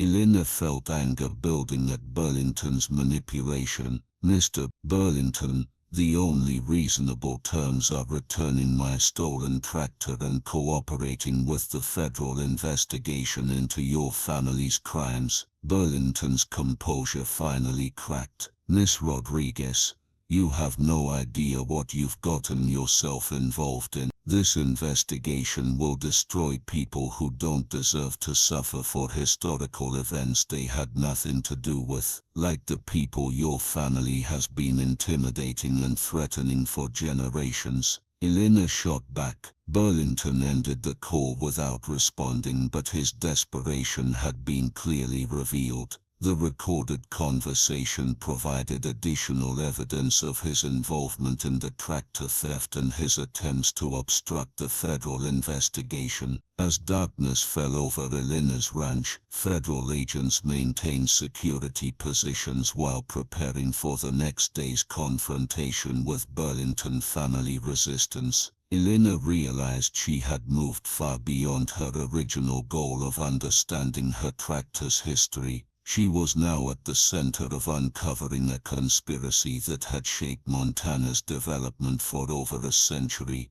involving millions of dollars in stolen federal property and generations of systematic fraud. Tomorrow would bring the climactic confrontation between federal law enforcement and the Burlington family's century of hidden power, and somewhere, Elena's stolen 1949 farm or lake waited to reveal the final secrets of Cache 247. The practical decision to buy affordable farm equipment had become the key to exposing one of the American West's most significant historical frauds. Before we continue tomorrow with the thrilling conclusion, let us know in the comments where you're watching from. And if this story has kept you engaged, make sure to subscribe because the final resolution will be more shocking than anyone could have predicted. Dawn broke over Pinecrest Valley with unseasonable warmth, as if nature itself was preparing for the confrontation that would finally resolve a century-old conspiracy. Elena stood on her ranch porch, watching a convoy of federal vehicles approach along the valley road. Today would determine whether David Burlington's desperate resistance could overcome the weight of evidence accumulated against his family's generational fraud.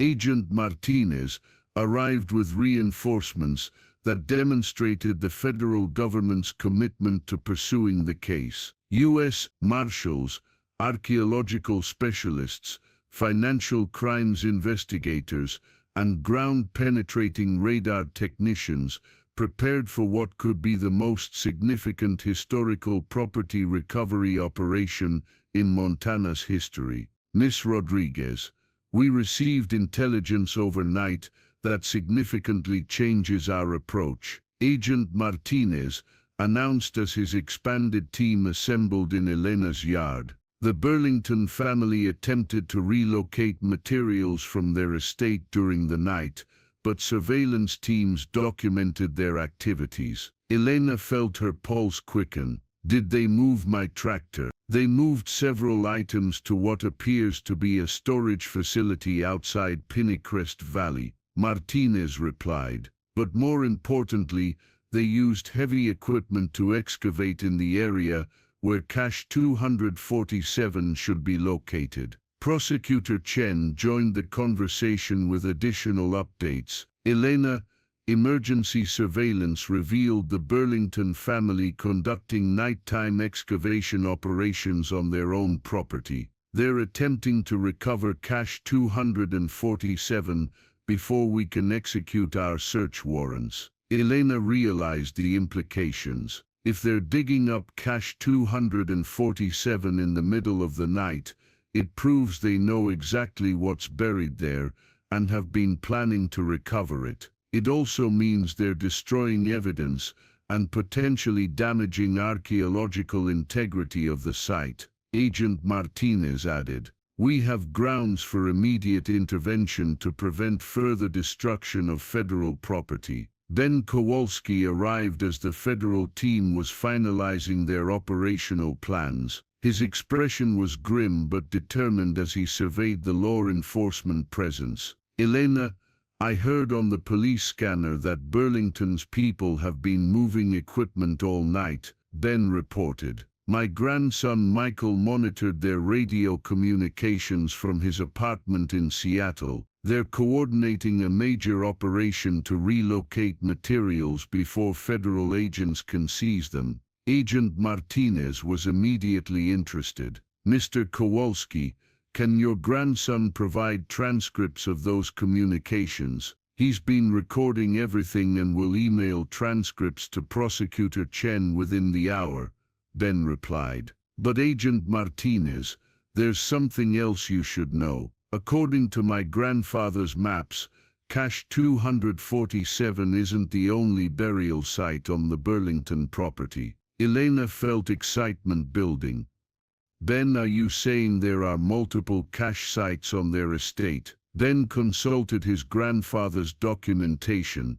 "Stefan's maps show 3 separate locations on what's now Burlington family land. They've apparently been systematically excavating the sites over the decades, but Cache 247 was considered too risky because of its proximity to the main house." Agent Martinez began revising the search operation immediately. "Mr. Kowalski, we'll need those maps to ensure we're investigating all potential crime scenes." As the federal team prepared to move toward the Burlington estate, Elena received an unexpected phone call from Victoria Whitfield. "Miss Rodriguez, I'm calling to warn you about something Charles discovered but never documented in his official research," Mrs. Whitfield said, her voice tense with urgency. "The Burlington family has been planning to leave Montana permanently if their activities were ever exposed."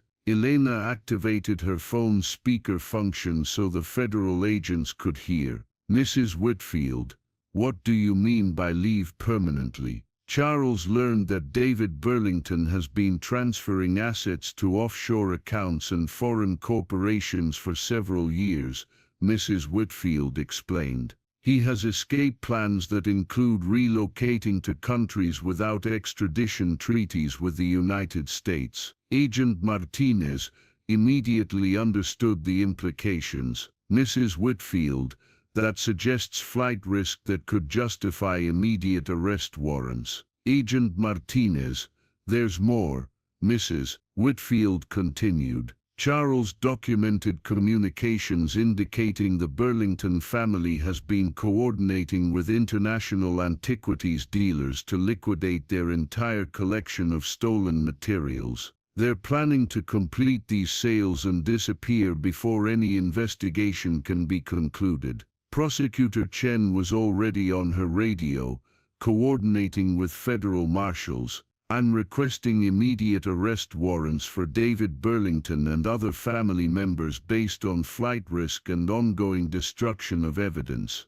Elena realized the investigation had reached its critical moment. "Agent Martinez, if the Burlington family is planning to flee, Today might be our only opportunity to recover the stolen materials and my tractor, which is why we're moving immediately," Martinez announced. "All teams prepare for immediate deployment to Burlington properties." The convoy of federal vehicles proceeded toward the Burlington estate, with Elena following in her pickup truck, accompanied by Ben Kowalski and Margaret Chen, who had insisted on witnessing the resolution of the investigation she had helped launch. As they approached the Burlington family's imposing Victorian mansion, Elena could see evidence of the nighttime excavation operations. Heavy equipment sat idle near several large holes that had been hastily filled and covered with tarps. The systematic destruction of potential archaeological sites was obvious even from a distance. Agent Martinez deployed his teams with military precision. Ground-penetrating radar specialists began scanning areas identified in Stefan's maps, while financial crimes investigators served search warrants on the main house and outbuildings. David Burlington emerged from the mansion with 2 attorneys, his confident demeanor from previous encounters replaced by visible anxiety and anger. "Agent Martinez, this is an outrageous violation of private property rights," Burlington announced as federal agents established a security perimeter. "My family will challenge these warrants through every available legal channel. Mr. Burlington, you're under arrest for obstruction of justice, theft of federal evidence, and conspiracy to traffic stolen government property," Agent Martinez replied, nodding to U.S. Marshals who immediately moved to place Burlington in custody. Elena watched with satisfaction as the man who had intimidated her family and community for generations was finally held accountable for his crimes. But the day's most significant discoveries were yet to come. The ground-penetrating radar teams quickly located anomalies in the areas Stefan Kowalski's maps had identified as cache sites. Archaeological specialists began careful excavation procedures that would preserve evidence while recovering buried materials. Elena joined Margaret and Ben at the excavation site for Cache 247, watching as federal investigators slowly uncovered what had been hidden for nearly 140 years. The first items to emerge were metal containers, their surfaces corroded, but their contents protected by careful 1880s preservation techniques. As investigators opened the containers, Elena gasped at the sight of gold coins, silver certificates, and carefully wrapped documents that had survived more than a century underground. "My God," Margaret whispered as investigators catalogued the recovered materials. "These are original territorial survey documents, signed by federal officials in the 1880s. Ben shook his head in amazement. "My grandfather was right about everything. Richard Burlington really did steal federal property and bury it for later recovery." But the most shocking discovery came when investigators opened the largest container. Inside, wrapped in oiled cloth and preserved with remarkable effectiveness, were documents that made Agent Martinez immediately call for additional federal prosecutors. "These aren't just survey documents," Agent Martinez announced after examining the materials. "These are original land grant certificates, mining claim registrations, and territorial authority documents that were supposed to be filed with federal agencies. Some of these materials granted legal ownership of thousands of acres of land that have been in dispute for generations." Elena realized the implications were staggering. "Agent Martinez, are you saying the Burlington family's land holdings might be based on stolen documents?" "I'm saying we've recovered federal property that could invalidate land claims throughout this region," Martinez replied. "Some of the largest ranches, mining operations, and development projects in Montana might be built on fraudulent ownership documents." As excavation continued throughout the day, The scope of Richard Burlington's 1883 theft became clear. Cache 247 alone contained materials worth millions of dollars, but more importantly, it contained evidence that could reshape property ownership throughout the Yellowstone Valley. Elena's attention was diverted by commotion near the Burlington mansion's main entrance. Federal agents were wheeling out a familiar red machine, her stolen 1949 Farmall H tractor. "Agent Martinez found your tractor in their private garage," one of the investigators called out. "It's been modified since the theft events. They were attempting to remove the identification numbers." Elena felt a surge of anger at the attempted destruction of evidence, but also relief at recovering the machine that had started this entire investigation. The tractor that her neighbors had ridiculed as a desperate purchase had proven to be the key to exposing one of Montana's most significant historical frauds. As afternoon progressed, additional cache sites yielded similar treasures. The Burlington family had apparently been systematically recovering buried materials for generations, using the proceeds to fund their expansion of political and economic influence throughout the region. But the investigation's most satisfying development came when Elena's phone rang with a call from Carmen Vasquez. "Elena, you need to know what's happening in town," Carmen announced excitedly.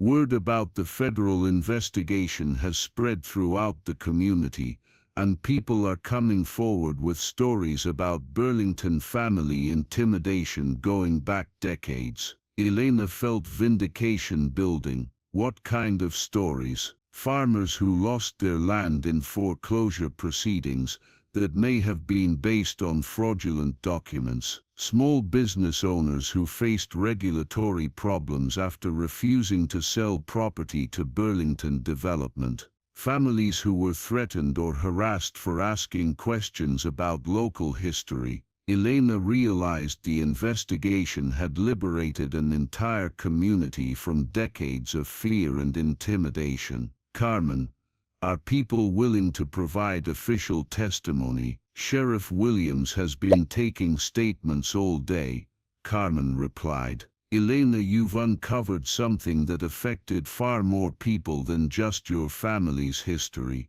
As evening approached, Agent Martinez provided Elena with a preliminary summary of the day's discoveries. The recovered materials from all cache sites included over $3 million in gold coins and precious metals, federal documents affecting thousands of acres of land ownership, and evidence of systematic fraud spanning 5 generations of Burlington family operations. "Miss Rodriguez, your investigation has uncovered one of the most significant historical property crime cases in federal law enforcement history," Agent Martinez explained. "The recovered materials will require years of analysis to determine their complete legal and historical implications." Elena felt overwhelmed by the magnitude of what had been discovered.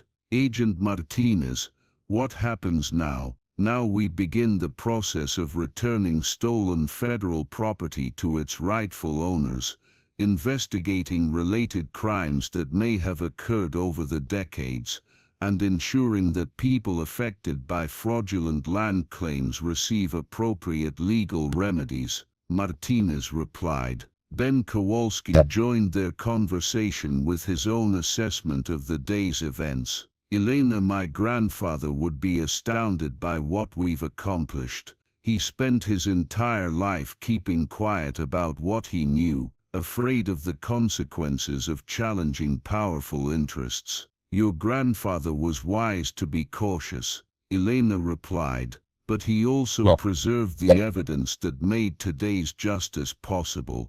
Margaret Chen arrived with news reports about the investigation that were already appearing in regional media. "Elena, this story is attracting national attention. The recovery of 140-year-old stolen federal property is being covered by major news networks. Elena realized her life had changed permanently.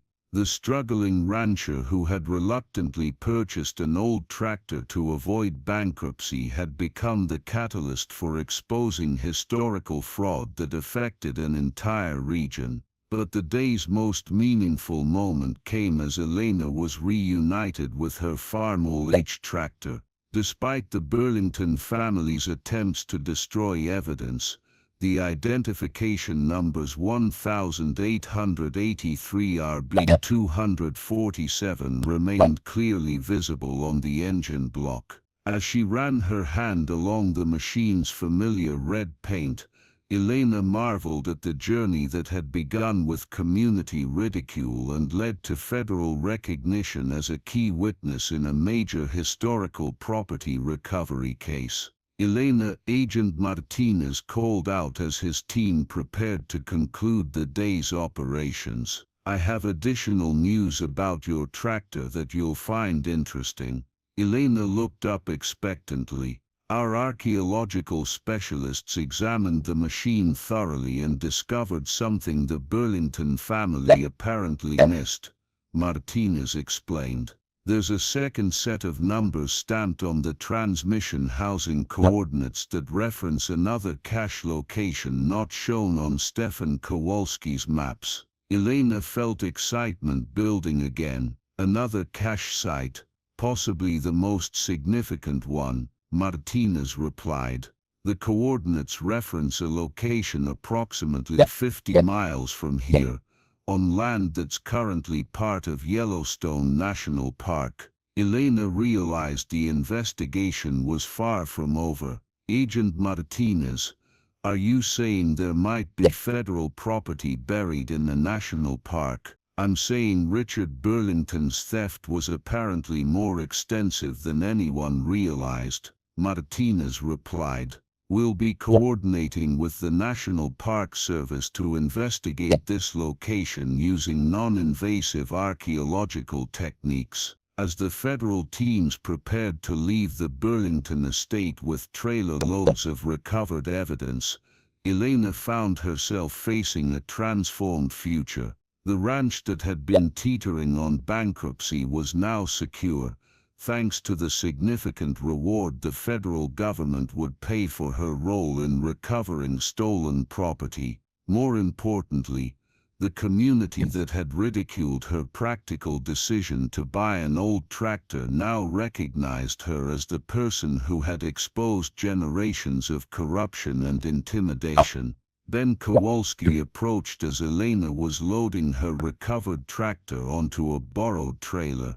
"Elena, I have something for you from my grandfather's collection." He handed her a small wooden box containing what appeared to be an antique brass key. Stefan found this with the Cache 247 materials in 1924, but he never determined what it unlocked. "Maybe you'll have better luck solving that mystery." Elena accepted the key with curiosity and gratitude. "Ben, after everything we've discovered, I'm not sure I'm ready for another mystery." Ben smiled. "My grandfather always said that some mysteries choose us rather than the other way around." 3 months later, Elena stood in the equipment shed that had once housed her stolen tractor, now converted into a small museum documenting the investigation that had reshaped Pinecrest Valley's understanding of its own history. The farm occupied the place of honor, its identification numbers clearly labeled as the key to solving one of Montana's most significant historical mysteries. Visitors from throughout the region came to see the machine and learn about the investigation it had inspired. Elena's ranch had not only avoided bankruptcy but had become profitable through the federal reward money and the historical tourism generated by the investigation. She had been able to hire full-time help, modernize her equipment, and expand her cattle operation to levels her father had only dreamed of achieving. But the investigation's most satisfying outcome was the transformation of community dynamics in Pinecrest Valley. The Burlington family's century of intimidation and control had ended with David Burlington's conviction on federal charges and his family's exile from Montana. Property disputes based on fraudulent land claims were being resolved through federal mediation, restoring land to families who had lost it through generations of systematic fraud. Elena was reviewing visitor registration logs when Margaret Chen arrived with news about the ongoing investigation. Elena, Agent Martinez called with updates about the National Park Service excavation. Margaret announced, "They've recovered additional materials that confirm Richard Burlington's theft was even more extensive than we realized." Elena looked up from her paperwork. "What kind of materials?" "Original survey documents that established the boundaries of Yellowstone National Park, along with mining claim certificates that affect current energy development rights throughout the region," Margaret explained. "The recovered materials could impact billions of dollars in current business operations." Elena shook her head in amazement. "Margaret, when I bought that old tractor, I just wanted to avoid losing my ranch. I never imagined it would lead to discoveries that affected the entire region." "That's the nature of truth," Margaret replied. "It has a way of expanding beyond what we expect when we finally allow it to emerge." Elena's contemplation was interrupted by the arrival of Carmen Vasquez, who had become the unofficial coordinator of community activities related to the historical investigation. "Elena, I have news that will make you smile," Carmen announced. "The Pinecrest Valley Tribune is publishing a special edition documenting the investigation, and they want to use your story as the cover feature." Elena felt a mixture of pride and embarrassment. "Carmen, I'm not comfortable being treated like some kind of hero. I just bought a tractor and asked questions when things didn't make sense, which is exactly what makes you heroic." Carmen replied, "You had the courage to pursue truth even when powerful interests tried to intimidate you into silence." As evening approached, Elena found herself alone with her thoughts and the brass key Ben had given her. She had attempted several times to research its possible significance, but the ornate design didn't match any known locks or systems she could identify.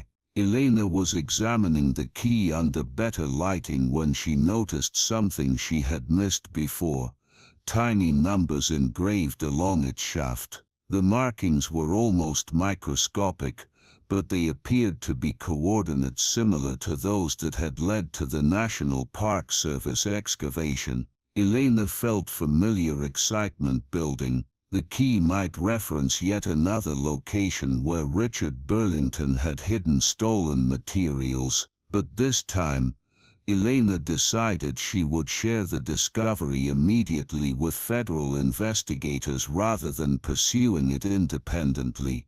As she reached for her phone to call Agent Martinez, Elena reflected on the journey that had transformed her from a struggling rancher into a key figure in one of the American West's most significant historical property recovery cases. The 1949 farm hailed that her neighbors had mocked as a desperate purchase had proven to be worth far more than its purchase price. It had been the key to discovering truth, achieving justice, and restoring her community's faith in the possibility that ordinary people could challenge powerful interests and prevail. Elena's phone call to Agent Martinez confirmed her suspicion about the key's coordinates. Within hours, federal investigators would be planning another excavation based on evidence she had helped uncover.